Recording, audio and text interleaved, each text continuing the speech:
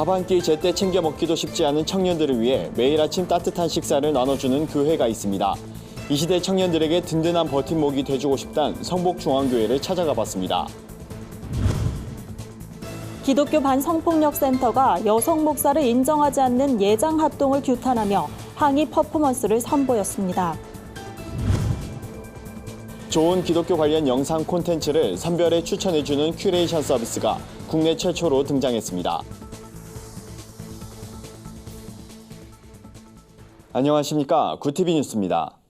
혹독한 취업난 속에서 학업과 아르바이트를 병행해야 하는 오늘날 청년들의 현실은 녹록지 않습니다. 그렇다 보니 한 끼 식사를 편의점에서 해결하는 경우도 많습니다. 제때 식사 챙겨 먹기도 쉽지 않은 청년들을 위해 매일 아침 따뜻한 밥을 나눠주는 교회가 있다고 하는데요. 윤인경 기자가 다녀왔습니다. 성복중앙교회 식당은 평일 아침에도 북적입니다.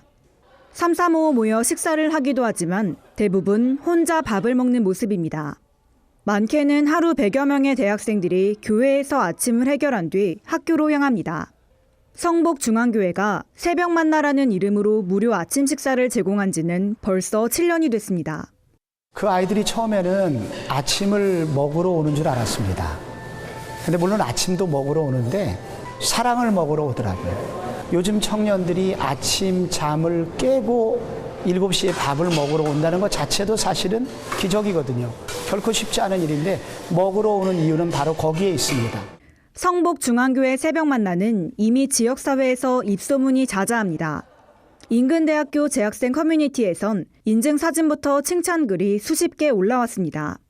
교회에 대해 부정적으로 생각하다가 새벽 만나를 통해 교회에 나오게 되는 청년들도 매년 생겨납니다. 근데 막상 와보니까 제가 알고 있는 과 언니나 아니면 동기들도 여기서 많이 밥을 먹고 있는 거예요. 그냥 막 밥만 떠주시는 게 아니라 엄청 살갑게 아들, 딸처럼 이렇게 불러주시면서 되게 왔냐고 하면서 많이 먹으라고 이렇게 하면서 이제 밥도 퍼주시고 하는데 그런 것들이 학생들한테 되게 힘이 되고. 교회 봉사자들은 새벽 만나를 위해 매일 이른 새벽부터 음식을 준비합니다. 무료로 제공하는 식사지만 맛과 영양을 두루 갖췄습니다.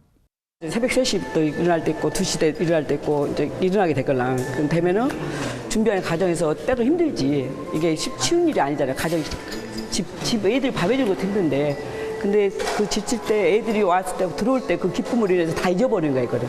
저기 현관에 들어오면은 내 가슴이 막 뛰는 거야. 그 사랑이로 하는 거지. 청년들은 오늘도 새벽 만나 덕에 하루를 든든하게 시작합니다.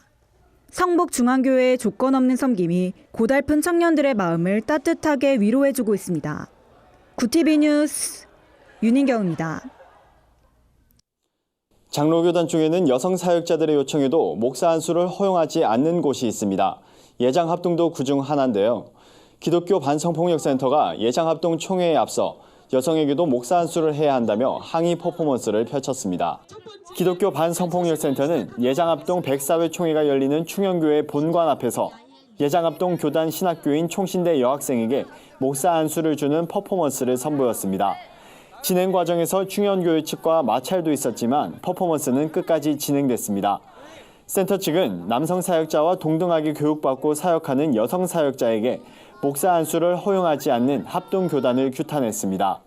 예장합동은 지난해 총회에서 여성 선교사에게 성례권을 부여하는 등 조금씩 변화를 보이고 있지만 여성 목사 안수는 아직까지 인정하지 않고 있습니다.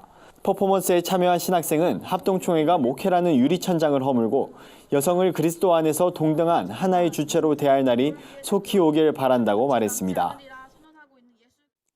유튜브와 같은 영상 플랫폼에서 기독교 관련 키워드를 검색했을 때 이단 콘텐츠들이 무분별하게 노출돼 당황했던 경험 있으실 텐데요.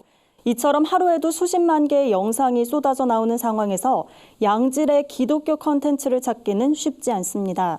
좋은 기독교 영상을 추천해주는 큐레이션 서비스가 국내 최초로 등장해 관심을 모읍니다.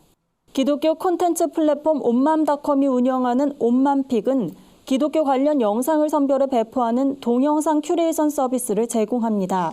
온맘닷컴 김택환 대표는 건강한 신앙과 신학적 이해를 가진 정통교단 소속 목회자와 신학생, 문화사역자들이 큐레이터로 참여한다고 전했습니다.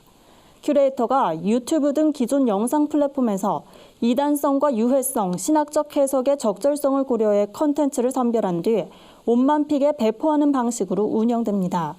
특히 어린이와 청소년들이 자극적이고 해로운 콘텐츠에 노출되지 않도록 다음 세대와 어린이 카테고리를 분류해 신앙적으로 유익하고 재미있는 영상들을 제공합니다. 김 대표는 기독교 용어로 키워드를 검색했을 때 이단 관련 영상들이 상위를 점령하고 있는 게 안타까웠다며 온만픽 서비스를 통해 이 문제가 어느 정도 해소될 것으로 기대한다고 말했습니다.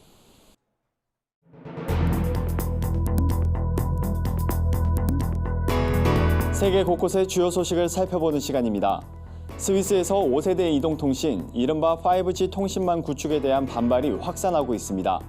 5G 안테나에서 나오는 전자파가 국민 건강에 위협이 된다는 겁니다. 스위스 일부 전문가들은 5G 안테나에서 나오는 전자파가 이전 이동통신 기술과 비교해 인간의 건강과 환경에 미치는 영향이 크다고 지적합니다. 스위스 의사협회도 5G 기술에 대한 조심스러운 접근이 필요하다고 강조하고 있습니다. 시민들의 반대 집회와 온라인 청원으로 제네바와 보, 프리부르 등 일부 주에선 5G 기지국 건설을 연기한 상태입니다. 현재 세계보건기구를 비롯한 몇몇 전문가 단체는 5G 전자파가 인체에 미치는 영향을 측정하고자 연구를 진행 중입니다. 싱가포르를 상징하는 상상의 동물 멀라이언상 중 가장 큰 센토사 섬의 조각상이 올 연말 역사 속으로 사라집니다. 센토사 섬의 명물인 37m 높이의 멀라이언상은 센토사 섬과 브라니 섬을 잇는 개발 계획 과정에서 철거가 결정됐습니다. 사자의 머리와 물고기의 몸을 한 상상의 동물 멀라이언은 싱가포르의 상징으로 전역에 7개가 있는데 이 중 24년 전 세워진 센토사 섬 내 멀라이언상이 가장 큽니다. 여기에다 내부로 올라가면 전망대가 있어 섬과 싱가포르 전체를 감상할 수 있고 레이저쇼도 펼쳐져 외국인들은 물론 싱가포르인들에게도 가장 인기 있는 상징물 중 하나로 자리매김해 왔습니다. 미국의 한 남성이 여자친구에게 청혼하러 바닷물에 들어갔다가 익사하는 사고가 발생했습니다.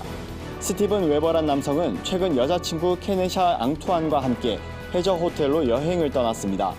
특별한 숙박 장소를 찾은 만큼 웨버는 특별한 방식으로 프로포즈를 하기로 마음먹고 여자친구를 객실에 남겨둔 채 바닷속으로 뛰어들었습니다.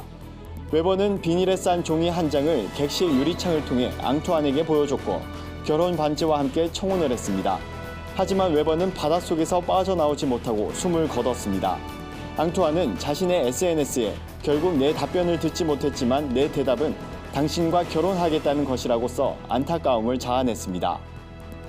호주가 도널드 트럼프 미국 대통령의 2024년 달 착륙과 화성 착륙 사업에 1억 5천만 호주 달러, 약 1,200억 원을 투자한다고 로이터 통신이 보도했습니다.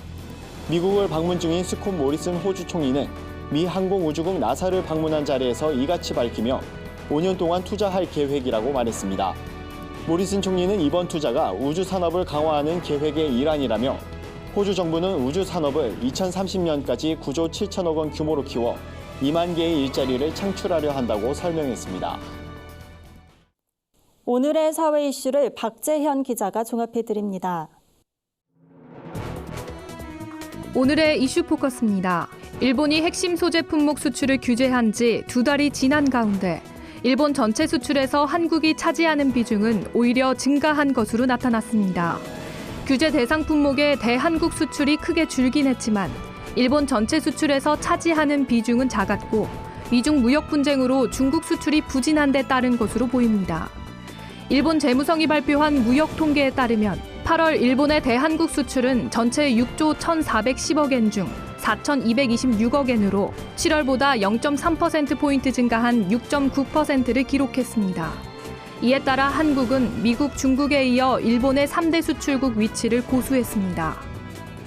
DNA 데이터베이스를 이용해 범죄 수사를 재개한 사례가 모두 5천여 건에 달하는 것으로 나타났습니다.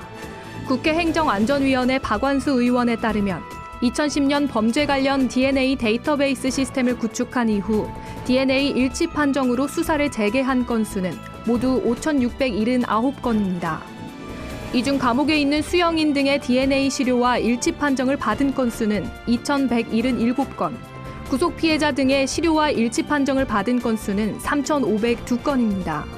박 의원은 지난해 헌법재판소가 인권 침해 문제로 DNA법 위헌 결정을 내린 만큼 국회와 사법당국은 대책을 마련해야 한다고 지적했습니다.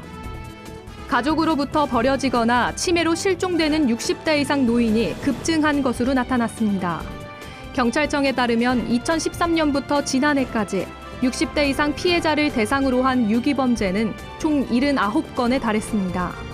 지난해의 경우 23명으로 전년보다 약 2배 가까이 급증한 겁니다. 또 60대 이상 치매 환자도 가파르게 증가하면서 치매 환자 실종 신고도 함께 늘어났습니다.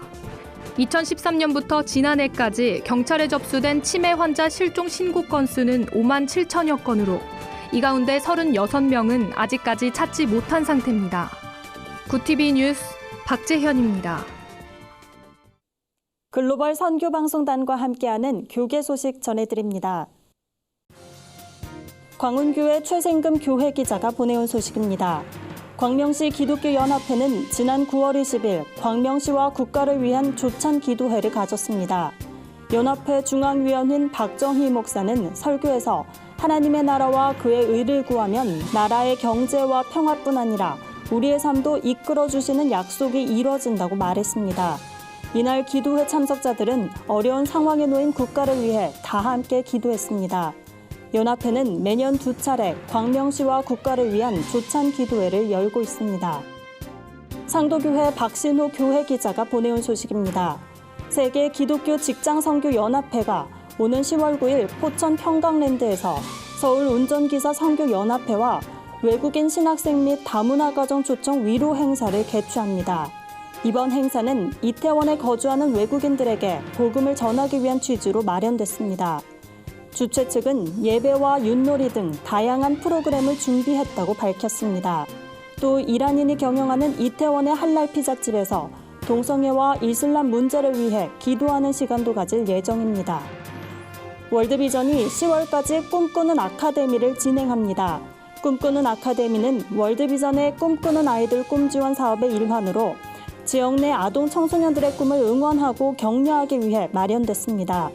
월드비전은 전국 17개 사업장에서 취약계층 아동 청소년을 위한 진로 특강과 체험 프로그램을 진행할 계획입니다. 기독교 창작 뮤지컬 더북 성경이 된 사람들이 관객들을 찾아옵니다. 더북은 루터의 종교개혁 100여 년 전 목숨을 걸고 성경을 영어로 번역해 퍼뜨렸던 롤라드의 숨겨진 이야기를 다루고 있습니다. 뮤지컬은 내달 1일부터 12월 21일까지 압구정 광야 아트센터에서 만나볼 수 있습니다.